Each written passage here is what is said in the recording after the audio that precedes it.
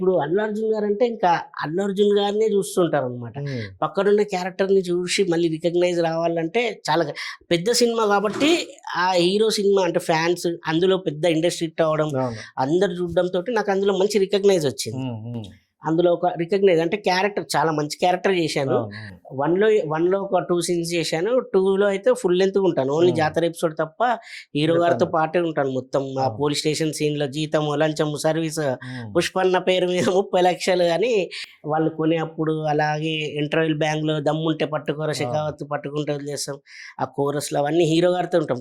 కిసక్ పాటలు పెట్టారు ఉమ్, ఉమ్, శ్రీలీల గారితో. అదేగా. అవన్నీ చాలా బూస్టప్ ఇచ్చాయి అనమాట. దాని ద్వారానే ఇప్పుడు ఏంటంటే ఇట్లాంటి మూవీస్లలో అంటే ఇది ఆల్రెడీ ఫస్టే ఒప్పుకున్నాను దండోరా అనేది పుష్పని చూసి రాయలేదంట సార్. కానీ అలాంటి ఇప్పుడు అదొక రికగ్నైజ్ అయితే ఇది ఒక మంచి క్యారెక్టర్. అరే వీడు డిఫరెంట్గా కూడా చేయగలుగుతాడే అంటే నన్ను చూడడానికి కామెడీ అనుకుంటారు లేకపోతే ఏదో కానీ ఇప్పుడు నాకు చాలా డిఫరెంట్ క్యారెక్టర్ ఇవ్వడం జరిగింది.